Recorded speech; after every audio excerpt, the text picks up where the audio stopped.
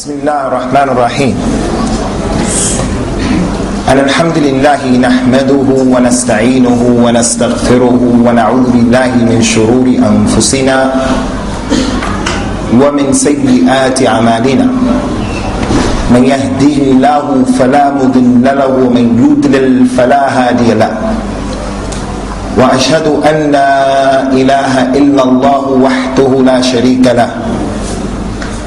وأشهد أن محمدا عبده ورسوله صلوات الله وسلامه عليه. أما بعد،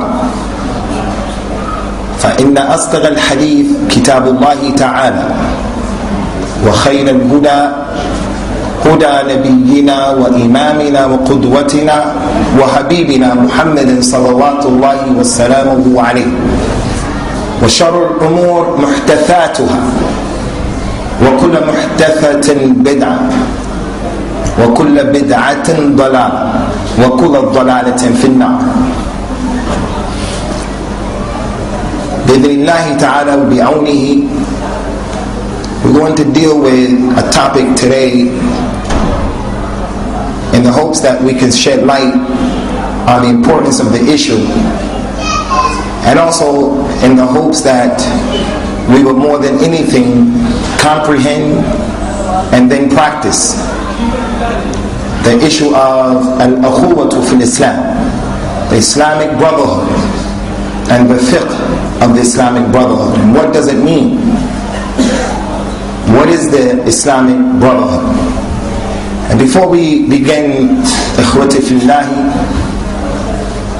I would like to build this class, this lecture, this nasiha, this dhikr. I would like to build it upon a principle that every Muslim man and woman has to understand. They have to practice it, call to it, be upon it. And that is the principle the companions of Rasulullah sallallahu alayhi wa sallam wa radiyallahu anhum ajma'een, they are the example for us. What was the deen for them is the deen for us. And what was not the deen for them should not and could not be the deen for us. So whatever issue we're dealing with, if it is an issue of this deen, then the companions of Rasulullah sallallahu alayhi wa sallam wa radiyallahu anhum ajma'een, they have dealt with it. So what we have to do is look at them as an example. Allah Ta'ala has established this in the Quran, this principle, this concept. And the Prophet ﷺ has established it in his authentic sunnah. So anyone who is a revert to this religion, you've embraced the religion of Islam, don't listen to the jama'at of the Muslims, don't listen to the imams of the masajid of the Muslims, don't listen to the opinions of the Muslims when they cannot support what they're saying and what they're doing with the companions of Rasulullah sallallahu alaihi wasallam. If someone is understanding something about this deen that they didn't understand it that way, then it is mardud, it's rejected.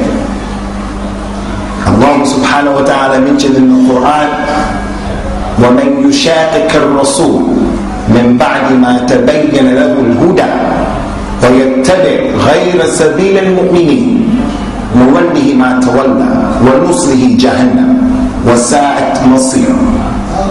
Whoever opposes the Messenger of Allah sallallahu alaihi wasallam after the knowledge, the guidance has come to him, and he follows other than the way of the believers, radiyallahu anhu, then we will turn him to whatever he wants to go to, and will lead him into the hellfire.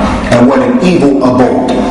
That's a dalil from the Quran that it is not permissible for us to go against the way of the companions of Rasulullah sallallahu alaihi wasallam, because they were the believers when this ayah was revealed. Allah Ta'ala mentioned in the Quran to prove this point in so many ayat. فَإِنْ آمَنُوا بِمِثْلِ مَا آمَنْتُمْ بِهِ فَقَدْ اهْتَدَوْا. Allah said to Rasulullah sallallahu alaihi wasallam, if they believe the way you and your companions, because it's the plural, فَإِنْ آمَنُوا بِمِثْلِ مَا آمَنْتُمْ أَنْتُمْ, the Prophet and his companions, If they believe the way you believe in your companions, فَقَدْ اهْتَدَوْا, then they are guided aright. You cannot practice this religion other than what the companions brought to us as the example, radiyallahu anhum ajma'in. The Prophet told us, sallallahu alayhi wa sallam, in an authentic hadith, افترقت اليهود على 71 فرقة وافترقت النصارى على 72 فرقة وستفترق أمتي على 73 فرقة كلها في النار إلا واحدة. قيل وما الواحدة يا رسول الله؟ قال صلى الله عليه وسلم الذي على مثل ما أنا عليه اليوم وأصحابي. The Jews broke up and they divided into 71 sects. The Christians broke up and divided into 72 sects. And my ummah is going to break up into 73 sects. All of those sects will be in the hellfire except one. Which one is that, Ya Rasulullah? He says, sallallahu alayhi wa sallam, the one that is doing what I'm doing today and my companions. He just didn't say what I'm doing today. The people who are doing what I'm doing today and my companions. They are the example for us, ikhwan. And Najum, amaratun sama. فإذا ذهبت النجوم أتى السماء ما توعد. وأنا أمرة لأصحابي فإذا ذهبت أتى أصحابي ما يوعدون وأصحابي أمرة لأمتي إذا ذهب أصحابي أتى أمتي ما يوعدون. He says sallallahu alayhi wa sallam, ikhwani, in proving this point, the stars, they are the protectors of the heavens. As long as there are stars in the sky, the heaven won't be destroyed. The stars help to protect and to keep in place and to keep the sama together.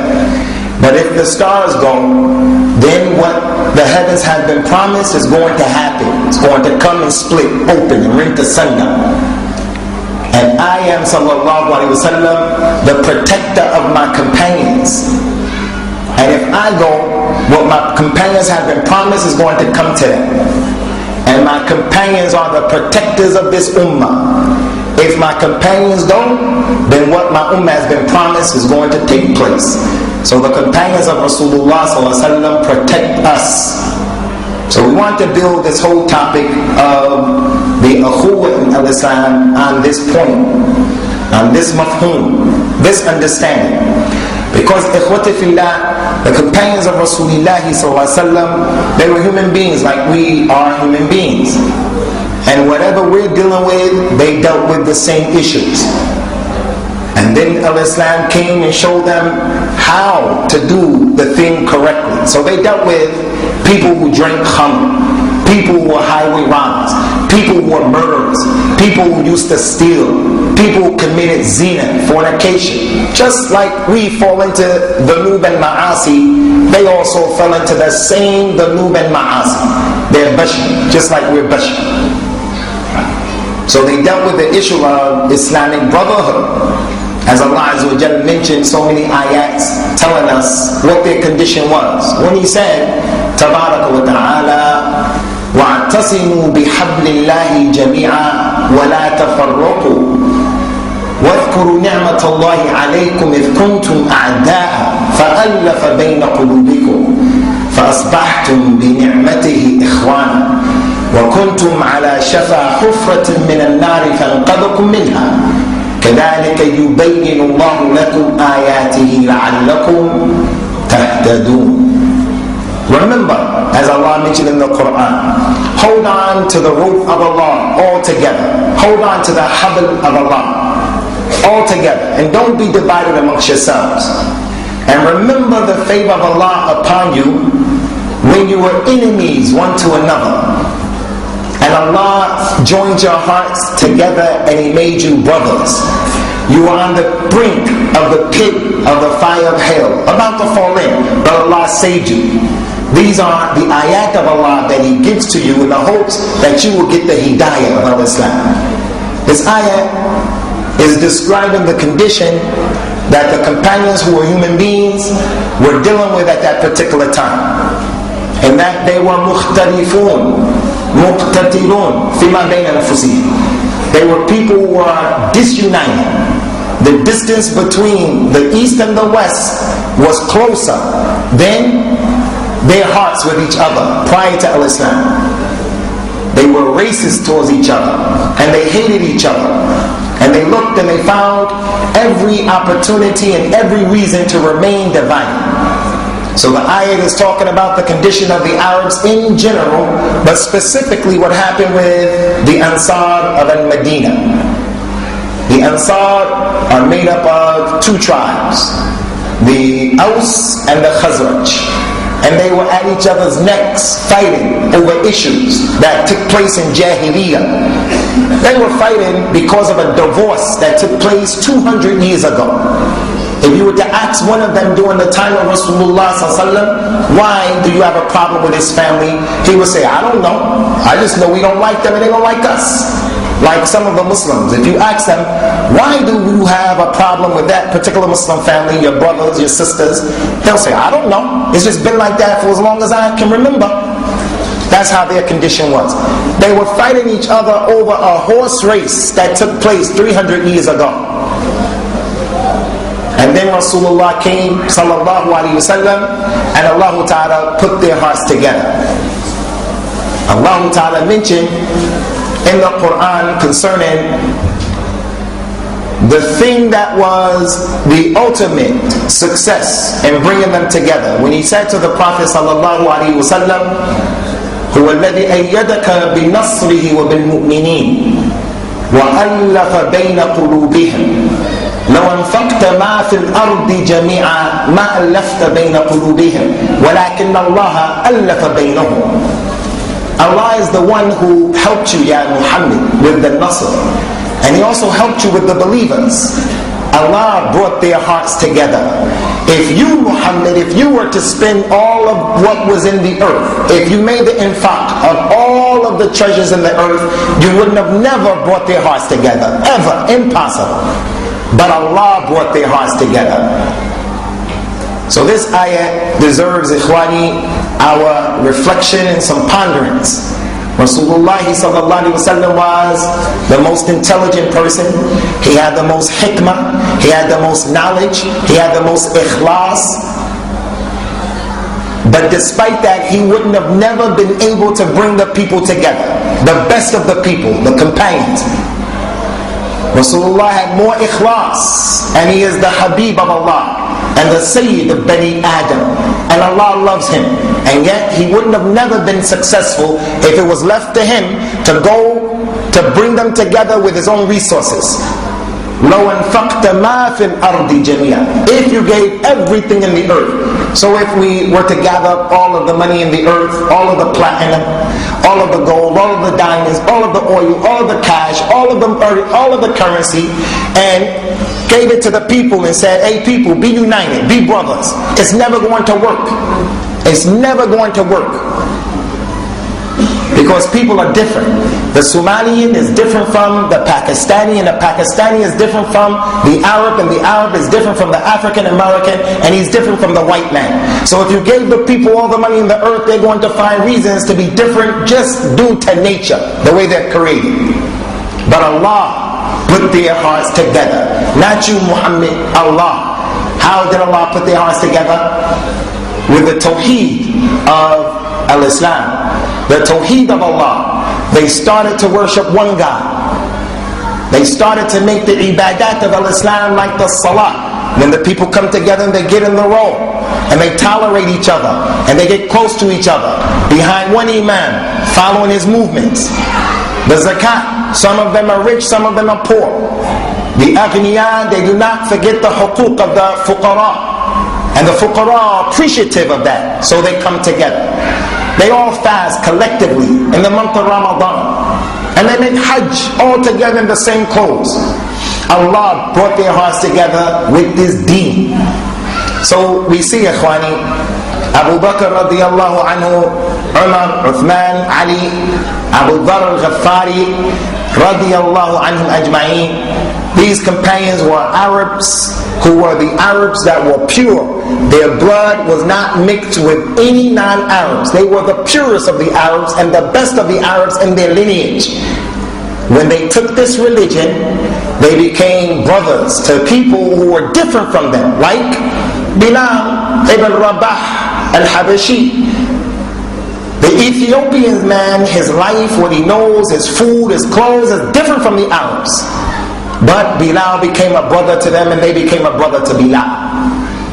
Salman al-Farisi, all the way in Persia, his clothes, his ta'am, everything, his adat, taqaleed, customs, culture, everything different from the Arabs.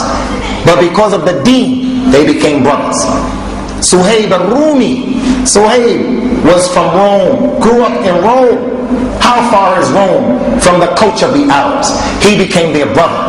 Even Ikhwani, some Jews like Abdullah ibn Salam, like our mother Safiya bint Huyay radiyallahu anhuma, Jews became brothers to those Arabs. And Allah has described the condition of the Yahud when He said in the Quran, لَتَجِدَنَّ أَشَدَّ النَّاسِ عَدَاوَةً لِلَّذِينَ آمَنُوا الْيَهُودِ وَالَّذِينَ أَشْرَكُوا. You're going to find those people who hate the Muslims more than anyone else. Who hates the Muslims most? The Jews and the Mushriks. The Mushrikun, they hate the Muslims because At-Tawheed is against Shirk. And the Yahud, they hate the Muslims because they have hasad for so many things that Allah subhanahu wa ta'ala has blessed the Muslims with. The point here is, the Yahud, they are the people who have the most hatred, enmity, and problems with the Muslims, and yet when they embraced the religion of Al-Islam, they became brothers to Abu Bakr, Umar, Uthman, Ali, Ukasha, and the rest of the companions radiyallahu anhum. So we have to take a lesson out of that book. If we were to try to unite and become brothers based upon money, it's not going to work. Based upon hizbiyah, is not going to work. Based upon anything other than this deen, it's not going to work.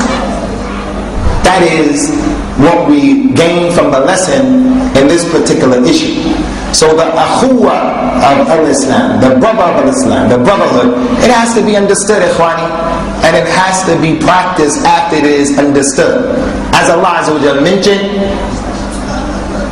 ذَلِكَ وَمَنْ يُعَذِّمْ شَعَائِرَ اللَّهِ فَإِنَّهَا مِنْ تَقْوَى الْقُلُوبِ. Whoever exalts the institutions of Allah, it is a sign and a proof of the taqwa that is in his heart. The brotherhood of Al-Islam is an institution of Al-Islam. Just as that adhan that we heard before Salat al-Asr is an institution. The Salat is an institution. This masjid is an institution. The ladies' hijab is an institution. Sha'ira from Al-Islam. No one puts down the sha'air of Al-Islam except something is wrong with his iman. And the people who put up the sha'air of Al-Islam, it's a dalil of the taqwa that's in their hearts. The Kaaba is an institution, a sha'ira, and so forth and so on. So this brotherhood, as it relates to comprehending the fiqh of the brotherhood of Al-Islam and how to be brothers to one another, based upon what we saw from the companions of Rasulullah sallallahu alayhi wa ala alihi wa sallam, there are too many things that need to be mentioned.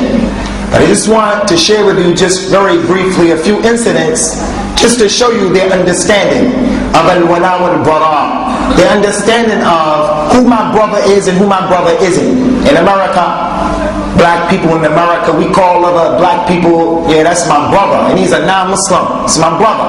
What's up, brother? Were the companions understanding that, like that? Take a look. Too many examples, we'll deal with 2 or 3. First example is what happened in the Battle of Badr. Abu Bakr radiyallahu anhu was a Muslim, and his son Abdul Rahman, his son Muhammad was a non-Muslim on the day of Badr. They were fighting each other. His son had an opportunity to kill Abu Bakr's father, but he intentionally turned away from his father and preoccupied himself somewhere else in the war. After the war and after the son became a Muslim, the son told him, Ya Abi, on the day of Badr, I had an opportunity to kill you, but I didn't because you're my father and I respected that. Abu Bakr said, radiyallahu anhu, لو كنت مكانك لقتلتك. If I was in your position, I would have killed you.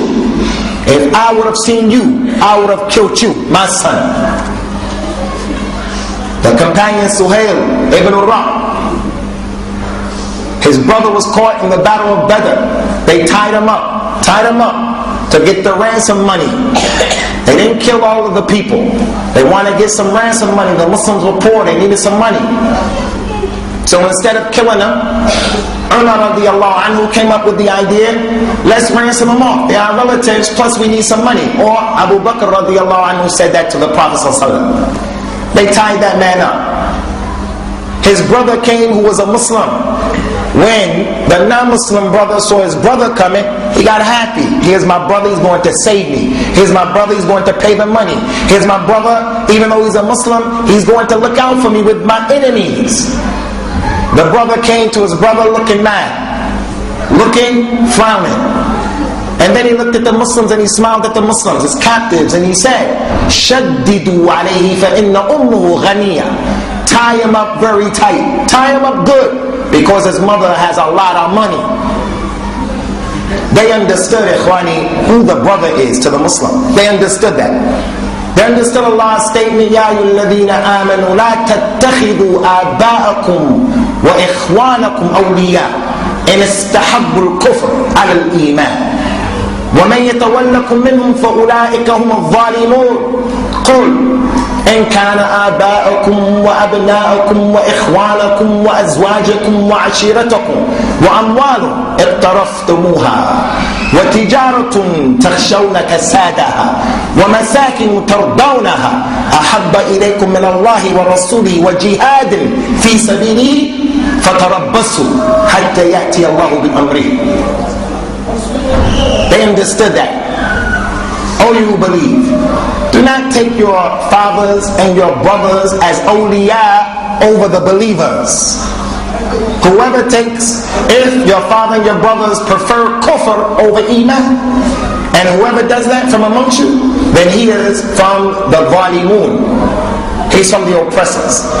Tell them, Ya Muhammad, tell the Muslims, if your fathers and your sons and your brothers and your tribe and your clan, if your fathers and your sons and your brothers and your clan and your money and your tijara and your homes, if any of that is more beloved to you than Allah and His Messenger, obeying Him and practicing His deen, taking His sunnah, when your brother or your father or your clan say or do something against the deen, you choose what they say over the deen.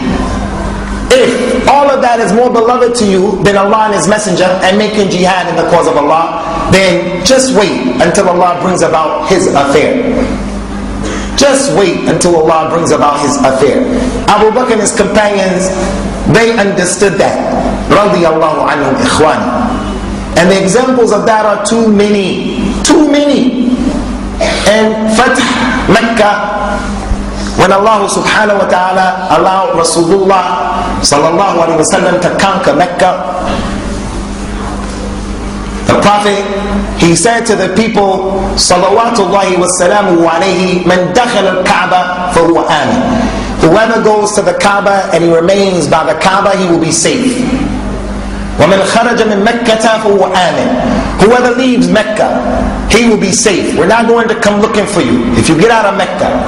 وَمَنْ دَخَلَ بَيْتَ أَبِي سُفْيَانَ فَهُوَ آمِنٌ. And whoever goes into the home of Abu Sufyan, you will be safe and secure. So Rasulullah sallallahu alaihi wasallam, he raised up Abu Sufyan, and he deserved to be raised up. In this dunya that we're living in right now, I can't think of a single man, a single personality who is comparable to the personality of Abu Sufyan as a kafir. I don't know any personality today equal to Abu Jahl as a kafir, Abu Lahab as a kafir. Those people in their personalities, they were up there. They were strong in their personality. No president I know, from the Muslims or non-Muslims, No rich man I know from the Muslims or the non-Muslims is similar to Abu Jahl, not to mention Abu Sufyan. When they were kuffar, we're talking about their personalities. So a person like Abu Sufyan, if he comes to the deen, is going to be good for him and the Muslims. So at the end of the occupation of Mecca, Abu Sufyan wanted to embrace the religion of Islam. He went to the Prophet ﷺ. This hadith is in Sahih Muslim on the authority of Abu Hurairah radiyallahu anhu, from those companions who accepted Islam a long time ago at the Ridwan, at the Bayat al-Ridwan. Abu Sufyan was going to Rasulullah ﷺ and Bilal and Salman and Suhaib al-Rumi. They saw him and they said out loud, "Ma akhadat suyufu Allahi min aduwillahi ma akhadaha." The swords of Allah did not hit the proper place, meaning you should have been killed, Abu Sufyan. We wish you would have gotten killed here in Mecca. Abu Bakr radiallahu anhu heard that. Knowing the position of Abu Sufyan, he said to those three weak companions, du'afa, masakin from the companions, أَتَقُولُونَ هَذَا لِشَيْخ قُرَيْشِ وَسَيِّدِهِمْ? Do you say such a thing to the Shaykh of Quraysh and their leader? Abu Bakr went to Rasulullah ﷺ, told him what they said. Ya Rasulullah, this is disrespectful. We're Muslims, we respect people in their positions, even if they're kuffar. And we're trying to give this man da'wah Allah. Look what they said to him. This will turn him away from the religion, and it's disrespect. The Prophet ﷺ said to Abu Bakr, the best of this ummah. Not only is he the best of this ummah, but he is the best human being after the Anbiya and the Rasul. Our aqidah is Abu Bakr and Umar are the best human beings after the Anbiya and the Rasul. Salawatullahi wa salamu alayhi.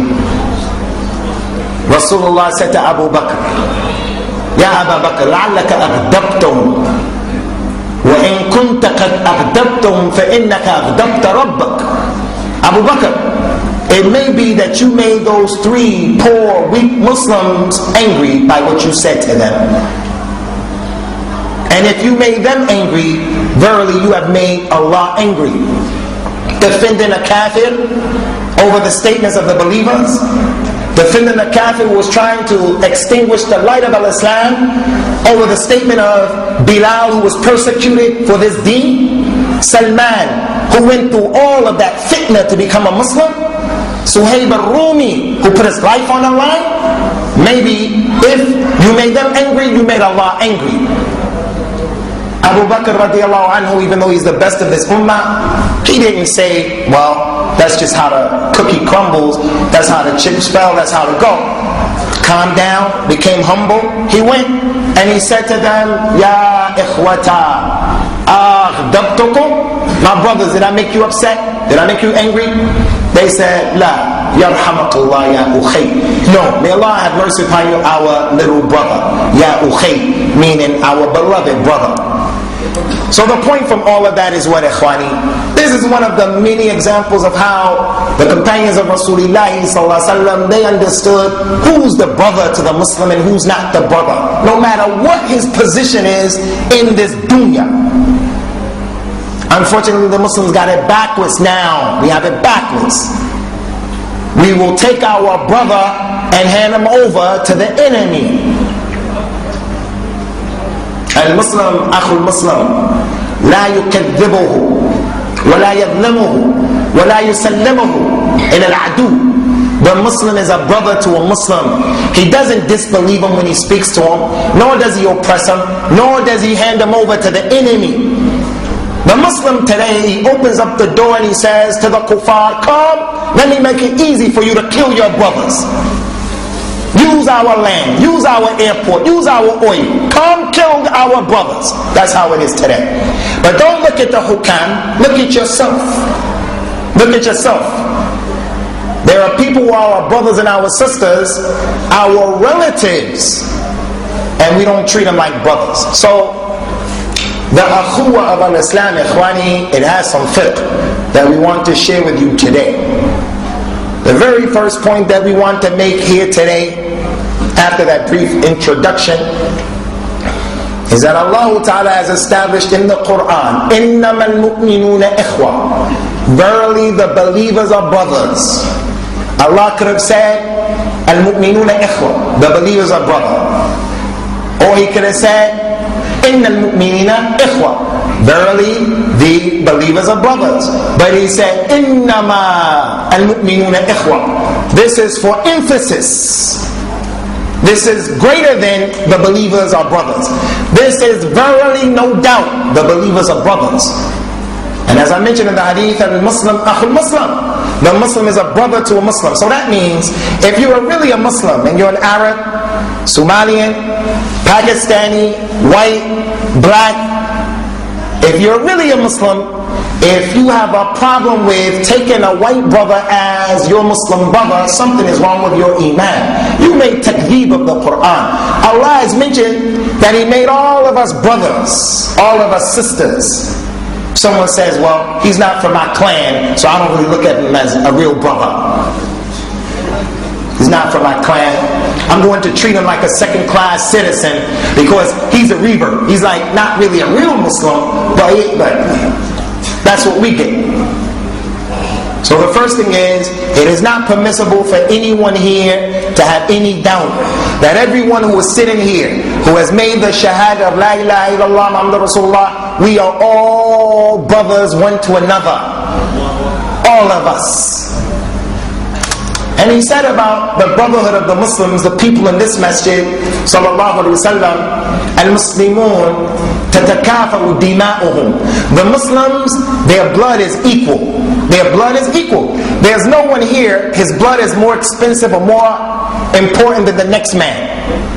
If you can imagine, all of us are on a boat, on a ship, and there's a hole in the ship, this ship, and it's sinking, and we have to make the ship light. What we have to do is we have to look for all of the cargo in the ship, and we have to throw it overboard. Take some of our clothes off, throw it overboard. Take what we eat and drink with, throw it overboard. The ship is still sinking. That means there's too many people on the ship. So someone comes up with a bright idea. Let's throw some of the Muslims overboard. Some of us gotta go. Some people say, well, the elders from amongst us, they're closer to death. Let's throw them overboard. Someone else said, no, the little children, they're not mukallafun. If they die, they go right to Jannah. Let's throw them overboard. Someone else says, well, the sheikh, his blood is the most important. He stays. Another one says, well, the women. Ar-rijalu qawwamuna 'ala an-nisa. Let's throw them overboard. Our religion says nobody can get thrown overboard. Not a single person here. Al-Muslimun tatakafaru dima'uhum. The Muslims, their blood is equal. No one's blood is more expensive than the next guy. Now, there are different positions. The alim, his position is different from the one who is not an alim. No doubt. But our blood is equal. Why? Because we're brothers.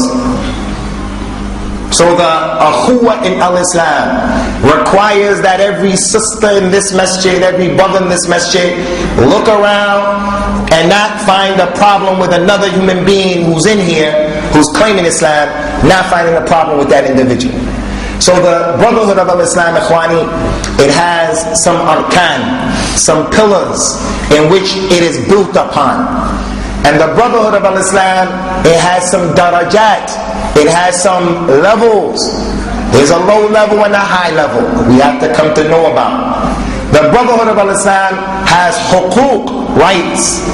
We have rights over each other. We have to come to know about that. So we'll try our best to get through as much as we possibly can. Now, this is a lecture, this is a dars. But more than that, ikhwani, this is nasiha from me to you, a reminder from me to you, so that we can start to understand and comprehend and practice this akhuwa of al-Islam. As it relates to the arkan of the brotherhood of al-Islam, everyone knows that the rukn is the janabu shay al-aqwa. As the ulama of al-Islam say, the pillar is that thing of the structure that is the most strongest part.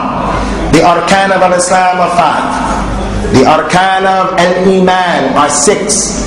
If any rukn from the arkan of Islam or iman are lost, then the person's Islam is jammed up. His iman is jammed up. Similarly with the arkan of the brotherhood of al-Islam. If one of these rukn is lost, then the brotherhood is jammed up. The arkan of the brotherhood are 3, and they come from the Quran and the Sunnah. From the Quran, it is the statement of Allah Ta'ala in Surah At-Tawbah, and what the scholars call Ayatul Sayf, the ayat of the sword. This is a trivia question that I'm going to ask you at the end of the lecture. The scholar said that Ayatul Sayf, the ayat of the sword, abrogated more ayats than any other ayat in the Quran. In the beginning of Islam, the Muslims had to turn the other cheek. They had to be patient. They didn't have the power or the ability to deal with the kuffar. So they had to turn the other cheek. They had to be patient. They had to look the other way. They had to make hijrah. They could not make a muqamam, and they couldn't go against the kuffar. But then when Ayatul Sayf was revealed, Surah At-Tawbah, Surah Al-Bara, at the end of the hijrah, at the end of Islam, Ayatul Sayf abrogated all of those ayahs about turn the other cheek. So when I ask you, inshallah, what ayat abrogated more ayat than any other ayat, you're going to say Ayatul Sayf. Make sure you're paying attention. Allah Ta'ala said in Ayatul Sayf, فَإِذَا انْسَلَخَ الْأَشْهُرُ الْحُرُمْ فَاقْتُلُوا الْمُشْرِكِينَ حَيْثُ وَجَدتَّمُوهُمْ وَخُذُوهُمْ وَاحْصُرُوهُمْ وَاقْعُدُوا لَهُمْ كُلَّ مَرْصَدٍ فَإِنْ تَابُوا وَأَقَامُوا الصَّلَاةَ وَآتُوا الزَّكَاةَ فَخَلُّوا سَبِيلَهُمْ إِنَّ اللَّهَ غَفُورٌ رَحِيمٌ. If the months that are sacred, if they pass by Ya Muhammad, then kill the mushrikeen wherever you find them. Kill them. Take them and lie in wait for them and deal with them seriously.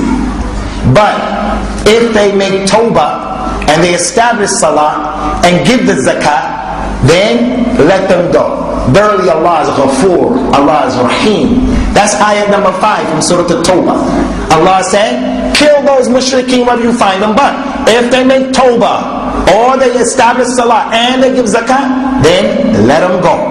Why? It's explained in the other ayat from Surah At-Tawbah. That's ayat number 5, Ayatul Sayf. And then ayat number 11, Allah Ta'ala said, فَإِن تَابُوا وَأَقَامُوا الصَّلَاةَ وَآتُوا الزَّكَاةَ فَإِخْوَانُكُمْ فِي الدِّينِ. If they make tawbah and establish salah and give zakat, they are your brothers in the religion. So Allah established the brotherhood of Al-Islam with these 3 things. Before we move on to the levels of this brotherhood, I have to explain what does this mean if they establish salat and give zakat and they make tawbah. Ikhwani, making tawbah means 2 things, has 2 possible meanings. Pay attention so that we can understand the akhu of Al-Islam. Tawbah means, if they make tawbah, meaning if the man is a mushrik and a kafir and he becomes a Muslim, then he becomes your brother. Even if he happens to be the president of Israel right now, who are killing our brothers, oppressing the Muslims. If he became a Muslim, we take him as our Muslim brother, because he made tawbah from shirk and kufr into Islam. The companion Sa'd ibn Abi Waqqas radiyallahu anhu, before embracing Islam, he said, Ya Rasulullah, I want to embrace Islam, but I want to make it conditional. I'll embrace Islam under the condition that Allah forgives me for what I did. I fought against you, killed some of your companions, did the khamr, made zina, killed some babies alive, girl babies. I want to be forgiven. Rasulullah says, sallallahu alayhi wa sallam, Ya Sa'd, أولا تعلم أن الإسلام يجب ما كان قبله. Sa'd, didn't you know, don't you know, Al-Islam wipes away whatever went before it, whatever you did, whatever he did before Islam, it wipes it away.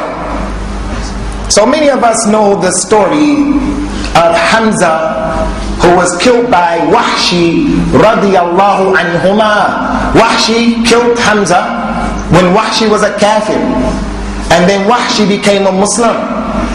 In the books of history it says that when Wahshi came to Rasulullah sallallahu alaihi wasallam to embrace Islam, Rasulullah turned away.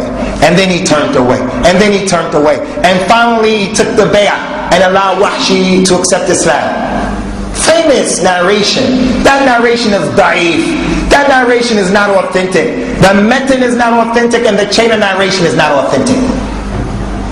Rasulullah sallallahu alaihi wasallam, he was the one who told us, يَضْحَكُ اللَّهُ مِنْ رَجُلَيْنِ. Allah laughs at two men.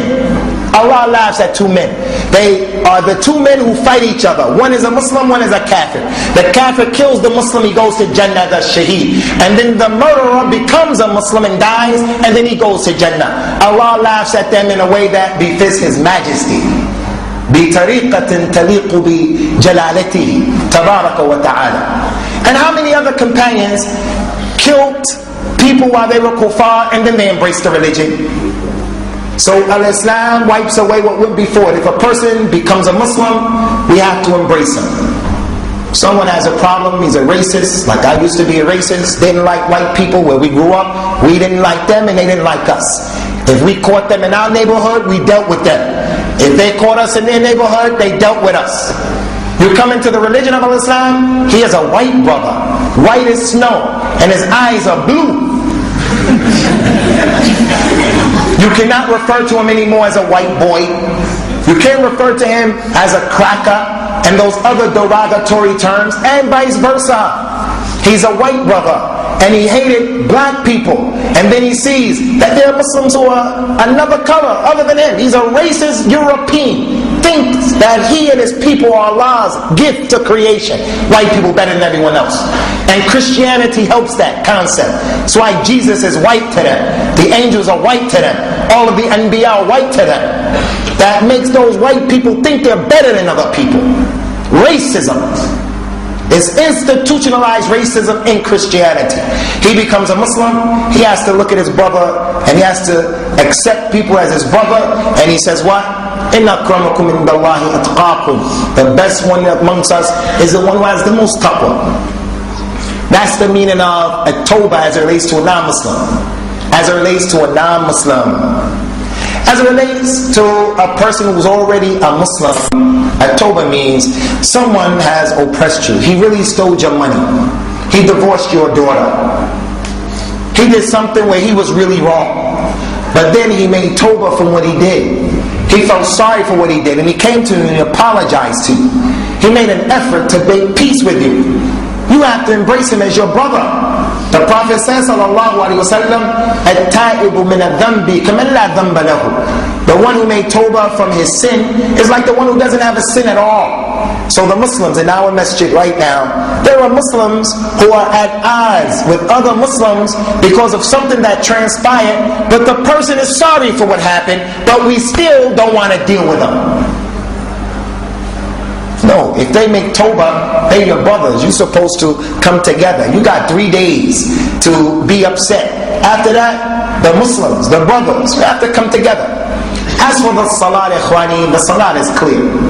Al-ahd alladhi baynana wa baynahum as-salat, faman tarakaha faqad kafara. The contract, the difference between us and them is the salah. Whoever leaves it, he has disbelieved. He's a kafir, the one who doesn't pray. Kafir billah. بين العبد وبين الشرك الصلاة أو ترك الصلاة. The difference between a slave being a Muslim and a kafir is whether or not he makes the salah. Abu Hurairah radiyallahu anhu, he said, كان أصحاب رسول الله صلى الله عليه وسلم لا يرون شيء من الأعمال تركه كفرا غير الصلاة. The companions of Rasulullah sallallahu alaihi wasallam, our example, as we mentioned, the companions did not see the abandonment or leaving off any action as kufr other than the salah.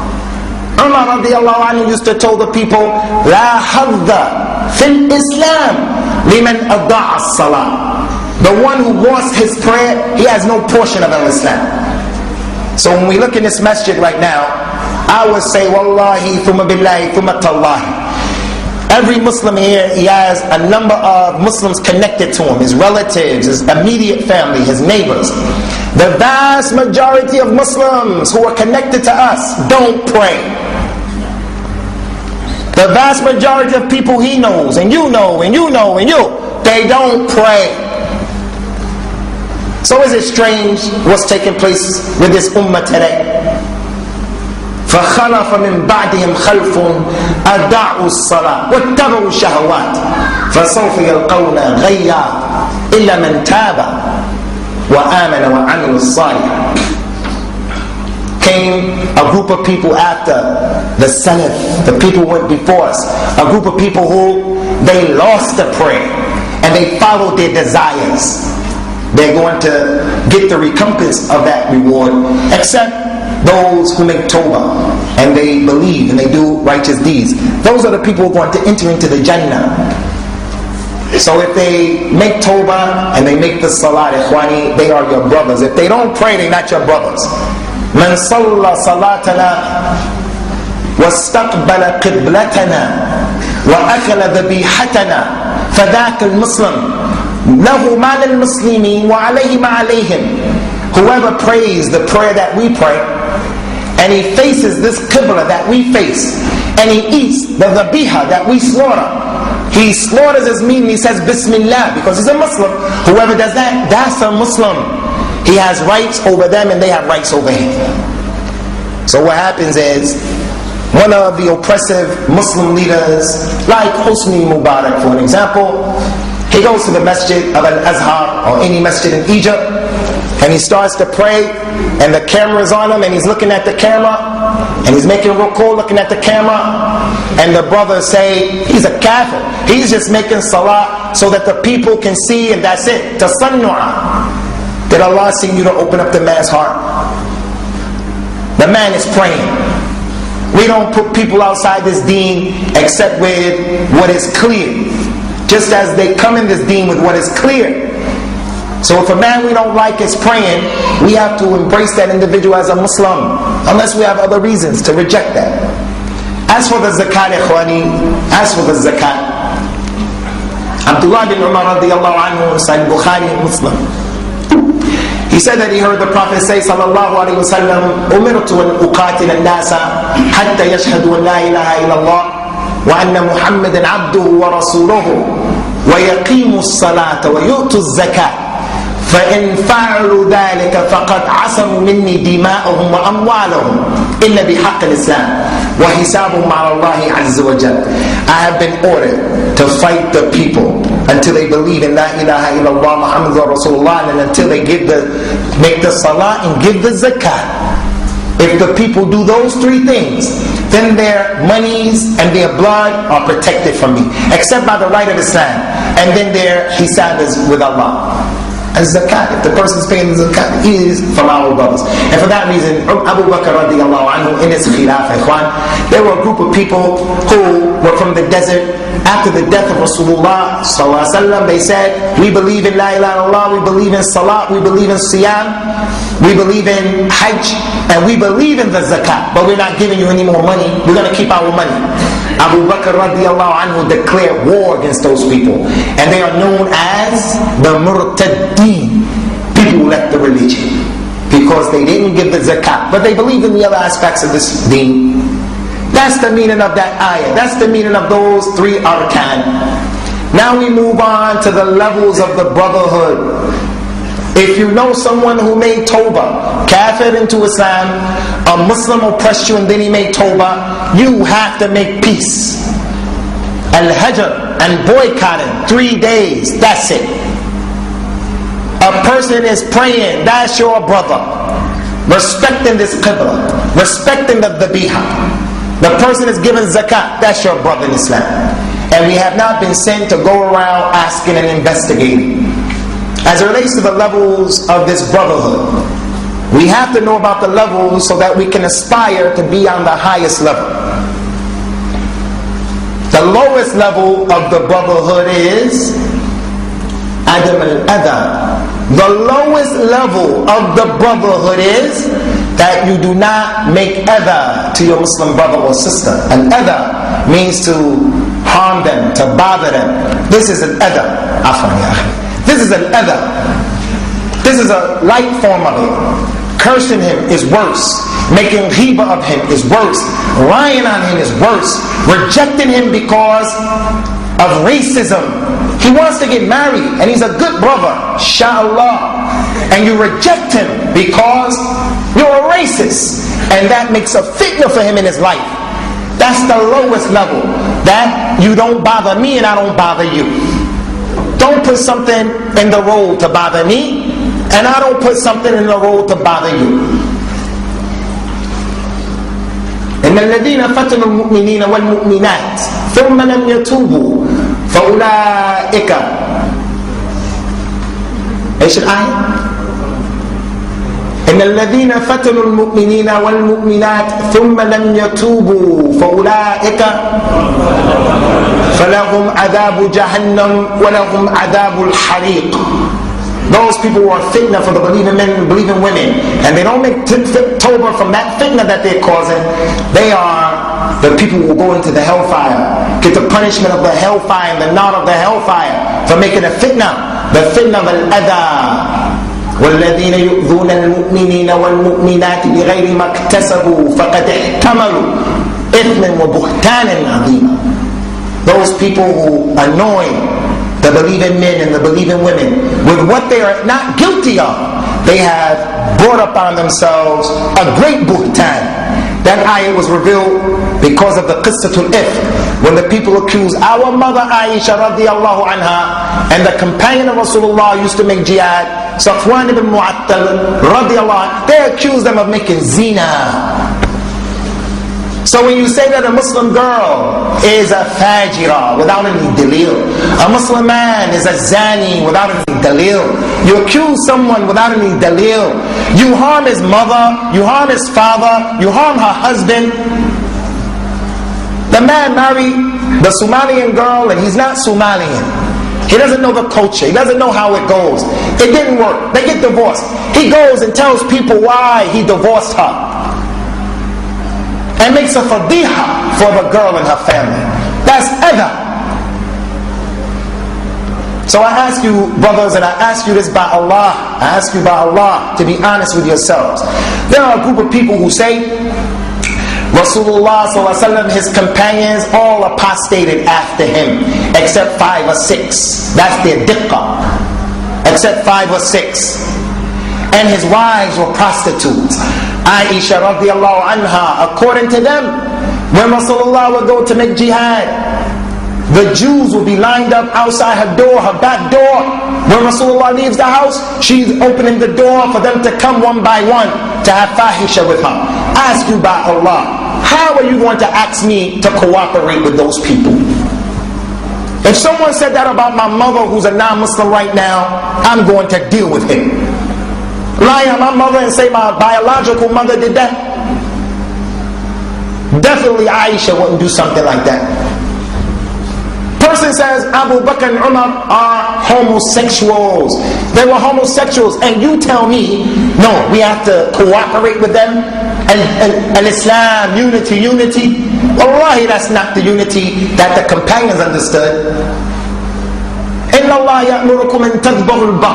Allah orders you to slaughter the cow. They said that cow is Aisha. That cow is symbolic, it's Aisha. Yawm al-Qiyamah, when our Mahdi al-Muntadhir, when he comes, he's going to raise Aisha out of the grave and put the hadd of zina on her. And you're telling me, let's be united with them? Did Abu Bakr and Umar and Uthman and Ali and Ukasha and Bilal and Usam and Zayd, did they understand that ayat the way those people understood that ayat? So before that's adha to Aisha, that's adha to Rasulullah sallallahu alaihi wasallam. Because what you're saying is he didn't know who was around him. He didn't know who to choose to write the Quran. He chose Kuffar, Muawiyah, to write the Quran. He's a kafir. So the lowest level of the brotherhood, ikhwani, is don't annoy your Muslim brother. This is a masjid. Al-Kamal is lillahi ta'ala. People are trying to make an effort. Give the Muslims a place to pray. You can't please all of the people all of the time. There are some people from the community who all they do is complain. Whatever masjid you go to, they are not builders. They just complain, look what you're doing, you're not doing this, why you go do it? That's how they are. Yeah, don't make other. If you can't help, then be quiet. As the Prophet used to tell the people, he told the man, Kuffa anka hada, hold your tongue. If you can't help, don't harm. Help the people by being quiet. That's the lowest level of the brotherhood. The second level, ikhwani, are the darajat of the brotherhood, higher than that level. The second one is the hadith of Rasulullah sallallahu alaihi wasallam, which is one of the most difficult hadith to practice in the dunya. But if we practiced it, wallahi, the problems that we have as an ummah are going to be raised up. Illa in yasha Allah. He says sallallahu alaihi wasallam, لا يؤمن أحدكم حتى يحب لأخيه ما يحب لنفسه في الرواية من الخير. لا يؤمن أحدكم حتى يحب لأخيه ما يحب لنفسه من الخير. None of you is a real true believer until you love for your brother what you love for yourself. It's a difficult ayat, a hadith to follow. If we practice this, our problems will be destroyed. I don't want you making ghiba about me, so I shouldn't make ghiba about you. I don't want you coming asking, how did I purchase my new car? Having su'ad dhan. Is it with riba? Is it with finance? And did I steal it? So I shouldn't also come and ask those questions about you. I don't want you disrespecting my honor, looking at my wife, so I shouldn't look at your wife. I definitely don't want one of you to come and to take my daughter and run away and elope and marry her without my permission, because if I catch you, I'm going to break your neck. You guys are laughing? I would say wallahi, but I'm not going to swear by the ma'asi of Allah. So since I don't want you taking my daughter, I shouldn't take your daughter and run off. Love for your brother what you love for yourself. My son, I want him to marry from that family, and I don't want them to look at me and reject my son based upon frivolous issues, racism and jahiliyyah. So I shouldn't do it to his son when he comes to me to get married. We're not like that. We're mutaffifun. We are mutaffifun. Waylun lil mutaffifin. That's what we are. We want all of our haqq in full, but we don't want to give the people their haqq. Double standards. That's the next level. It takes more effort to love for your brother what you love for yourself. Finally, ikhwani, as it relates to the darajat of al-ukhuwah, the highest level of al-ukhuwah, what we should aspire for and try to hit, is a new word for some of you, inshallah. And that word is al-ithar. Al-ithar. Al-ithar. Let me hear you say that. Al-ithar. Say it together, ikhwan. One jama'ah. Al-ithar. Good job. Al-ithar. What is al-ithar? That's a new word you have to put in your vocabulary. Everyone here has to learn Arabic language. Everyone. It is the source. It is the key. Someone comes and tells me, there's a Somalian brother, he has a lot of knowledge. I say, does he know Arabic? They say, no. I say, I don't know about that. You have to know this Arabic language because it is the key. So everyone has a responsibility to learn this language. It'll help you memorize the Quran, read the Quran, understand this deen. Al-ithar, a new word. It means to give someone preference over yourself. Here's some water. Instead of drinking the water, and I have a haq. This is my water. They brought this water for me. This Abu Sama. This water had my name written on it 50,000 years before Allah created the heavens and the earth. This is the Qadr. Got my name written on it. And I say, okay, here's my brother. I'm going to give it to him because I have ithar. That's the highest level of brotherhood. To prefer your brother over yourself. To prefer your brother. It's your right what you're doing. It's your haqq. But you, from your iman and your ikhlas and your ihsan and your desire to make a taqarrub in Allah, getting close to Allah, you give him that thing. Allah described the companions. He said in the Quran, لِلْفُقَرَاءِ الْمُهَاجِرِينَ الَّذِينَ أُخْرِجُوا مِنْ دِيَارِهِمْ وَأَمْوَالِهِمْ يَبْتَغُونَ فَضْلًا مِنَ اللَّهِ وَرِضْوَانًا وَيَنْصُرُونَ اللَّهَ وَرَسُولَهُ أُولَٰئِكَ هُمُ الصَّادِقُونَ. Allah described the Muhajirin, those people who left Mecca and gave up all their property and their money, lillah, and they went to Medina to start from zero. The Muhajirin, they get the zakawat. Allah mentioned in this ayah, the Muhajirin, those people who were expelled and kicked out of their homes and their money was taken from them. They were seeking for the Ridwan of Allah, they were seeking for the pleasure of Allah, they helped Allah and His Messenger. Those are the Sadiqun. Allah called them the Sadiqun. And you're calling them kuffar? Bi'sa ma qult, qatalakum Allah. So those are the Muhajirun. And then Allah described the Ansar, those people who were in Medina, the ones who, when the Muhajirin came to them, they opened up their hearts and their doors for the Muhajirin. And this is the point. Allah Ta'ala said, وَالَّذِينَ تَبَوَّأُوا الدَّارَ وَالْإِيمَانَ مِنْ قَبْلِهِمْ يُحِبُّونَ مَنْ هَاجَرَ إِلَيْهِمْ وَلَا يَجِدُونَ فِي صُدُورِهِمْ حَاجَةً مِمَّا أُوتُوا وَيُؤْثِرُونَ عَلَى أَنفُسِهِمْ وَلَوْ كَانَ بِهِمْ خَصَاصَةٌ وَمَنْ يُوقَ شُحَّ نَفْسِهِ فَأُولَٰئِكَ هُمُ الْمُفْلِحُونَ. And those people in Medina, the ones who lived in Medina and they took Iman before many of the Muhajirin, they love those people who come and they make hijrah to them. And they don't have anything in their hearts against them and how Allah has honored them over them. Because Quraysh, better than them. Muhajirin, better than the Ansar. And they prefer them over themselves even though they are poor. The Ansar prefer them, had ithar, even though they are poor. And whoever is able to get rid of the stinginess of his soul, he is from those who are successful. I'm going to stop here with the explanation of this, the example very quickly. The example of the ithar of the companions, how they were. Abdurrahman ibn Auf radiallahu anhu, he was a rich man in Mecca. And ikhwani, when we say Abu Bakr, Uthman, Abdurrahman bin Auf, when we say that they were rich, don't think rich 100,000 pounds, 200,000 pounds. They had money like Bill Gates. They had money like the guy who owns Chelsea. They had a lot of money. And they became Muslims and gave all that money to Allah. Abdurrahman had that kind of money, gave it all up and made hijrah. Rasulullah made the one from Mecca the brother to the one from Medina, and they will live together. If one of them dies, he inherits from the other one. Breaking down the barriers. The Somalians sit over there, Asians over there, Arabs over there. Nah, he put them together. Somali with this one, Arab with that one. Anyway, the man who was with Abdurrahman ibn Auf, he said, look, Abdurrahman ibn Auf, I got some money. I got 2 wives as well. I had 2 wives.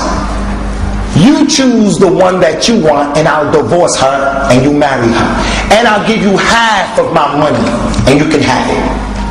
Some of us right now, we have 500 pounds saved up, 1,000 pounds, 2,000 pounds.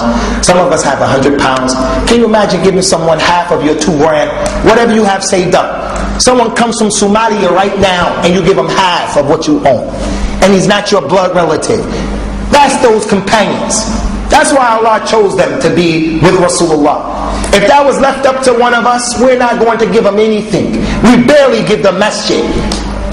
The masjid, we have to beg to get the money from the Muslims, to use the facilities. Half of whatever you own, to give it to another brother. The man said, Abdurrahman ibn Auf, I'll divorce the one you want. Many of us, what would we do? Well, this one, she can't cook. I don't like her anyway. She's kind of old, overweight, underweight. I'll divorce her. This is the wife you can have. And I'll keep the other one. That's what we'll do. No, you choose the one you want.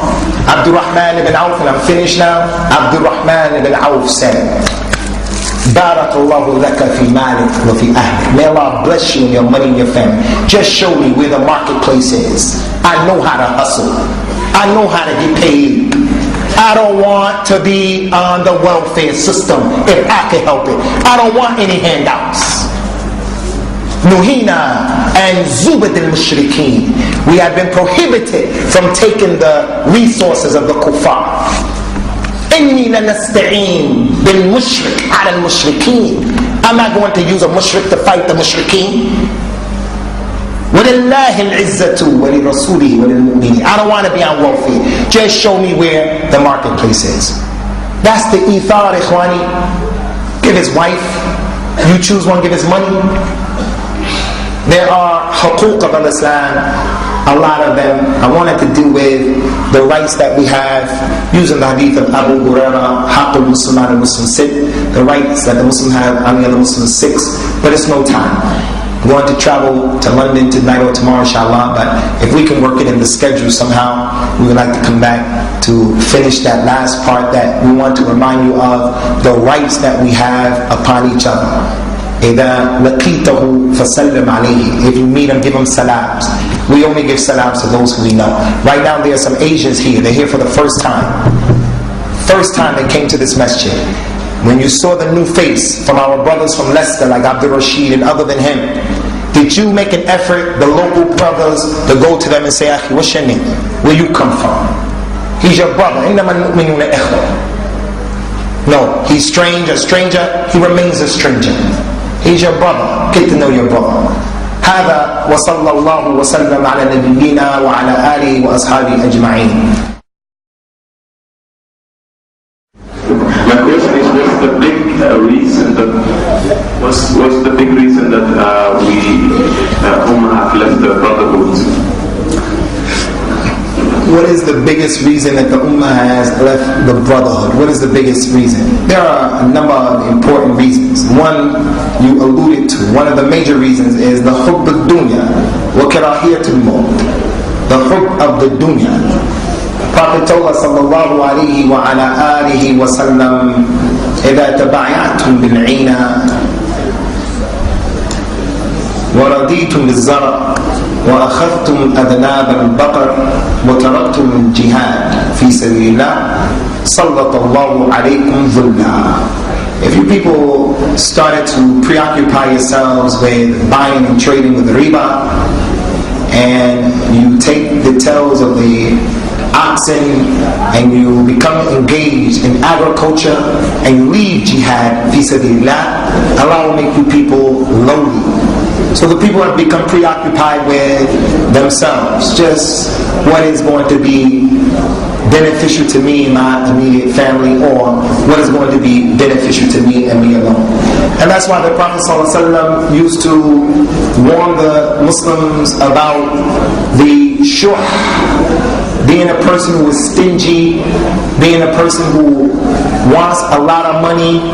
Every time he goes home, he counts his money. Whenever he gets more money, he puts it with the old money and he counts it from the beginning to the end.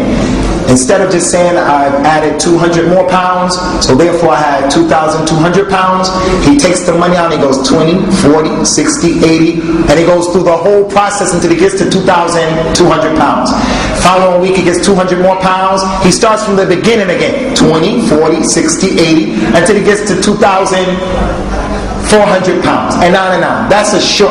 And he's always looking who has what, and he doesn't want to let the money go. So he used to warn us of this shuh, wanting to have this money, because it what?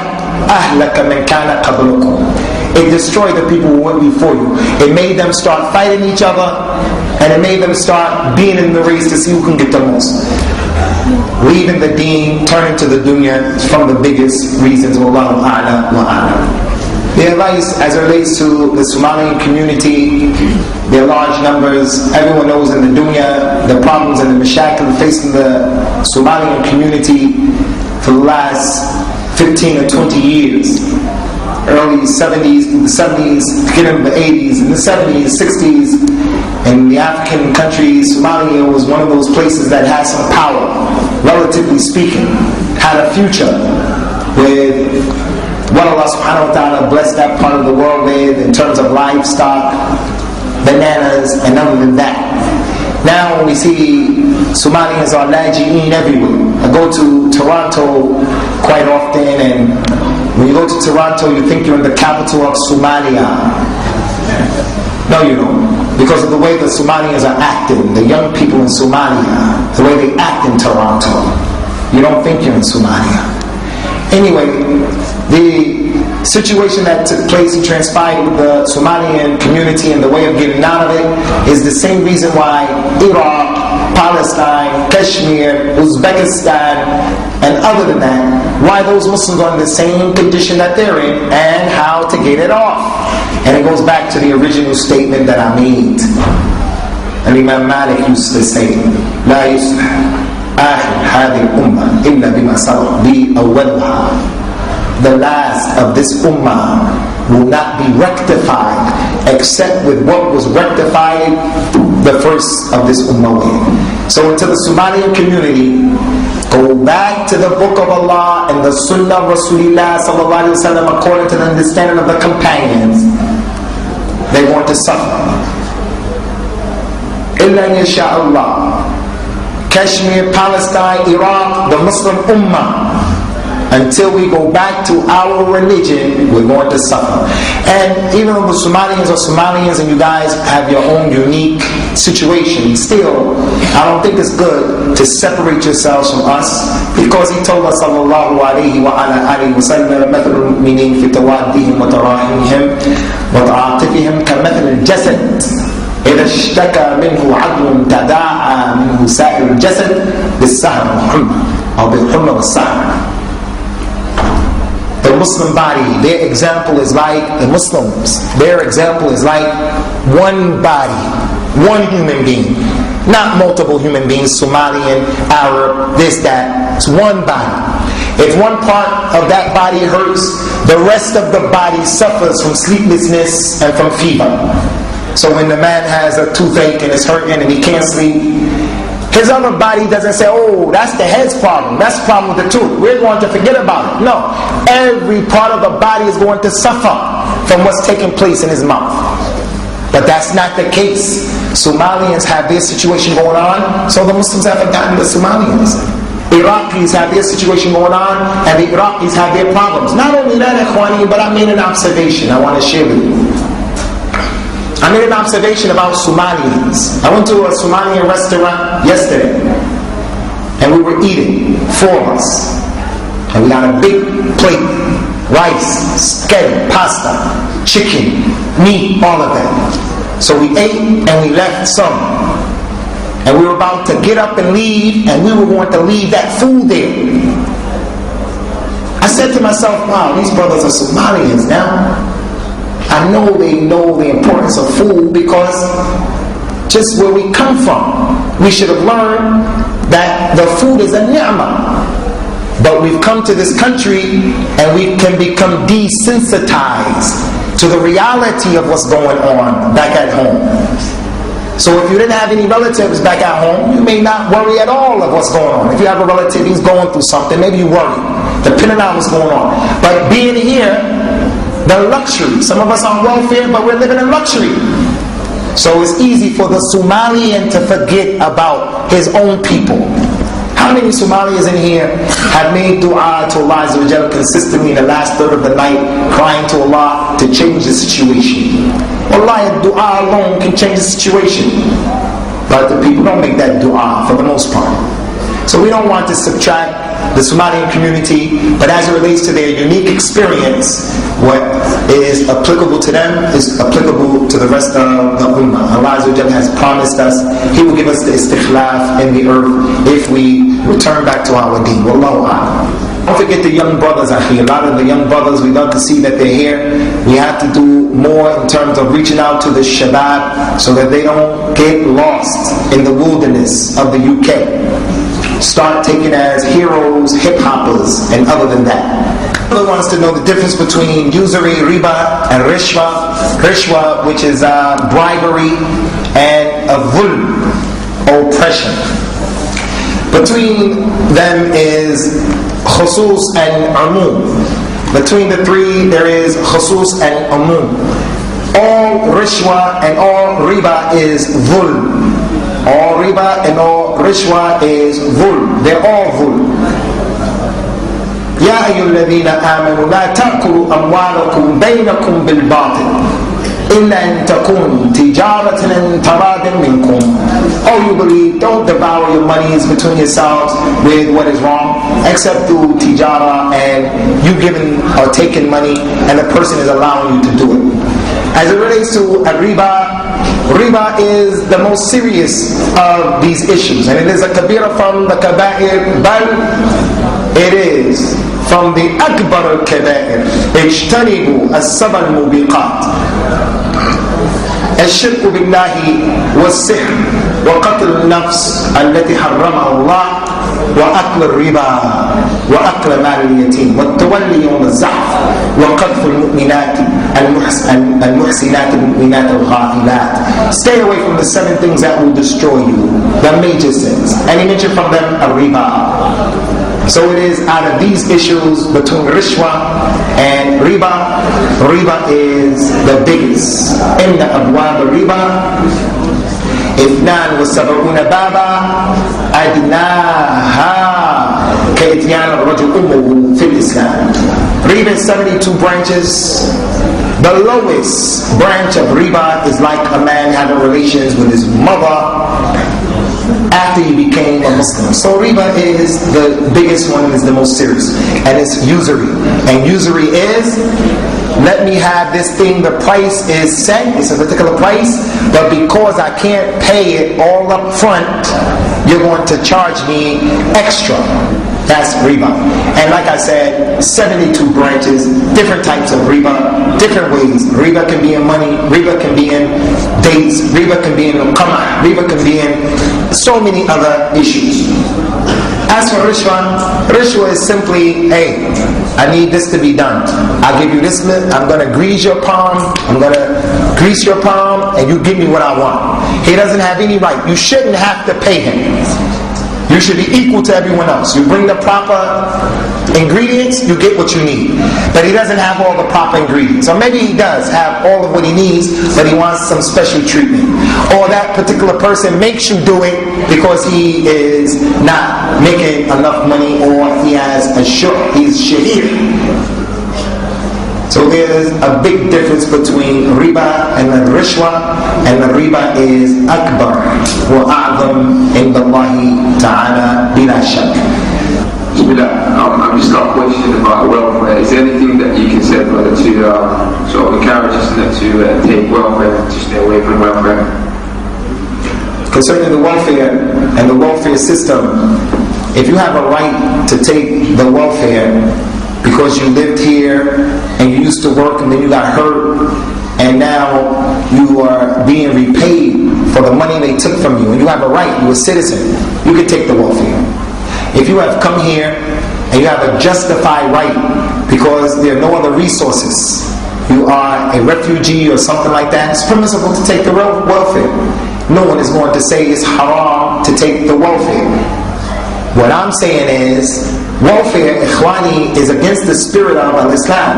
Al-yad al-uli khayru min al-yad al-sufla.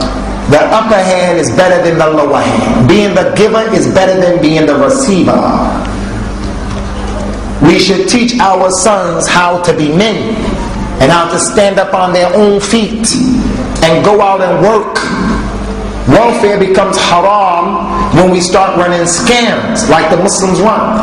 The man has a job, cash in hand, drives a taxi, he works in a takeaway, he has some other job, and he's still getting the welfare to get more. That's all he wants, and he lies to the kuffar. He's getting welfare and he's having babies to get more welfare. That's against the spirit of Islam. The man came, said, Ya Rasulullah, give me the sadaqah, I need some money. He told him, sallallahu alaihi wasallam, it's better for you to go and chop down some wood. Get an axe, go chop down some wood and sell that wood. That's better for you than to take the sadaqah. And you have a right for that. He saw his grandson, Hassan, about to pick up a date from the zakat. Rasulullah says, sallallahu alaihi wasallam, bah.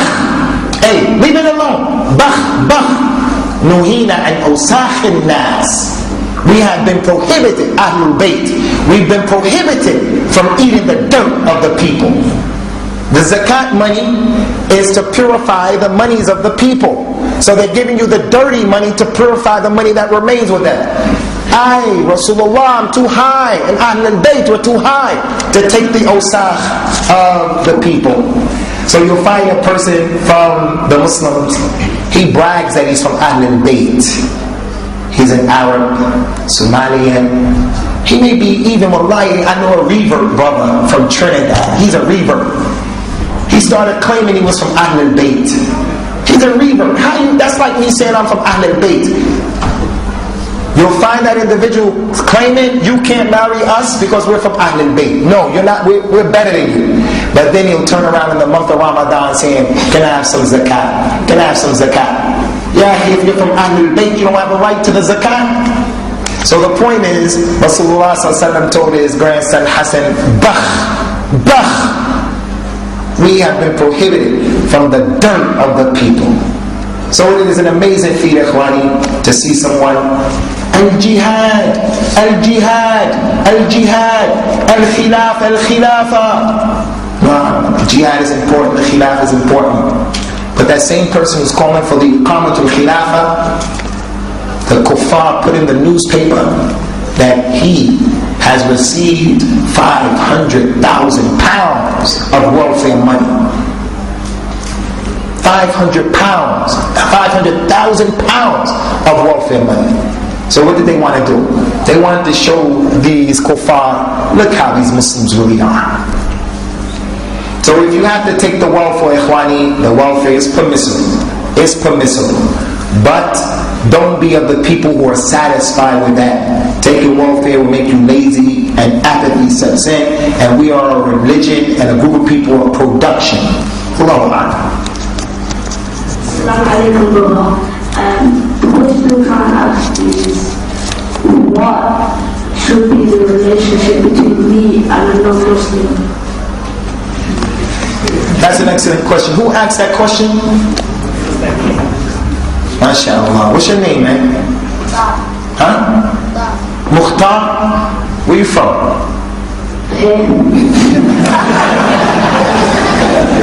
You're from Birmingham? You're from Birmingham? No. From where? What city? Manchester. Manchester. Concerning the question, the intelligent question of our little brother, our mujahid, al-akh, Mukhtar, sallamahullah, min kulli su'in wa makruh. What is the relationship of the Muslim with the non-Muslim? First of all, he has to remember that Allah's Prophet says, sallallahu alayhi wa sallam, al-Islam ya'la wa la yu'la alayhi. Al-Islam is uppermost and nothing is above al-Islam. Al-Islam is uppermost. So when he goes to school, for an example, and in his class there are other kuffar, he says to the teacher, I want to sit in the first row in front of the teacher. He's not afraid.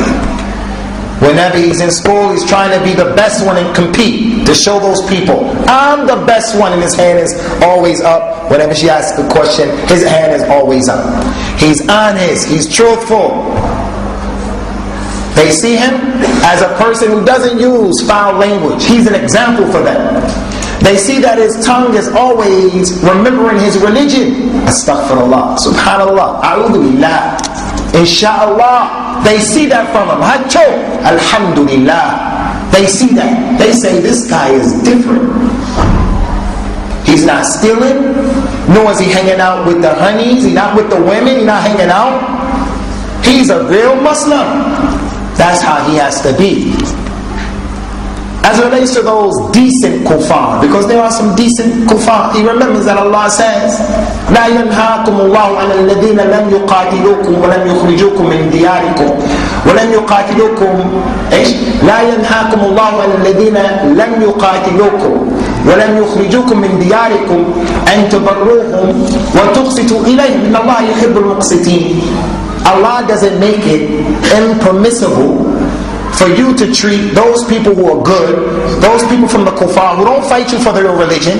They don't fight you for their religion. Allah doesn't prevent you from being good and nice to them. Like in this country, One of the reasons I'm in England right now is because England is better than America from the angle of the way they deal with Muslims. They're the same coin, different sides of the coin, but America is tougher. I knew sooner or later they were going to try to say secret evidence, put me in Guantanamo Bay, and I don't have anything to do with what they're accusing me of. I don't believe in blowing people up. That's not our religion. I believe in jihad, but I don't believe in killing innocent people. That's not my deen, but they'll say that's what I believe, and they'll lock you up, nobody can help you. So I came to England, and they let me in, and they don't bother me. Just like you brothers came to England, and it's better than Holland, and it's better than Sweden. So Allah doesn't make it haram for you to treat these people well, as long as they treat you well. But if they try to disrespect our deen in any shape, form, or fashion, the Muslim can't become weak. His name is Muhammad. He doesn't let them call him Mo. He says, you have to learn my name. Muhammad. I'm not Mo. It's Muawiyah. It's not Mo. My name is Abdul Latif. It's not Larry. My name is Samir. It's not Sam. You have to stand up for your deen. You have to be strong. The Muslim girl has to wear her hijab. She has to wear her hijab, ikhwani. The little girl in Luton, a little girl, 12 years old, 2 years ago, she fought to have her hijab, and we're going to end with this 2 years ago, at the age of 12, fought to have her hijab on. Her family supported her. Kuffar kicked her out of school. She missed her education. 2 years later, she won the case, so that our daughters and women can now go to any school in this country. She defeated them in that jihad. That was jihad. And yansurukum Allah fala ghaliba lakum. She defeated those kuffar. But then the kuffar come and say, yeah, but his daughter doesn't wear hijab, his sister doesn't wear hijab, that one doesn't wear hijab. The Muslim sister has to say, well, I'm not responsible for that. I'm responsible for myself, and I'm wearing the hijab. So she keeps her hijab on with the kuffar. So we practice our religion, ikhwan, if we're in Mecca or Medina, and we practice our religion the same way or even better in these countries. So we end with the statement of the Prophet sallallahu alaihi wasallam, يَأْتِي عَلَى النَّاسِ زَمَانٌ الصَّابِرُ عَلَى دِينِهِ كَالْقَابِضِ عَلَى الْجَمْرِ. The time is going to come for the people where the one who is patient with his religion, he's going to be like the one who is holding a burning coal. You want to hold on to your religion, it's going to be like holding on to the burning coal. The coal is going to burn your hand, but you still have to hold on to it, because if you let it go, there's your heat, there's your fire, there's your warmth, and what you cook with, all of that. So you have to hold on to your deen.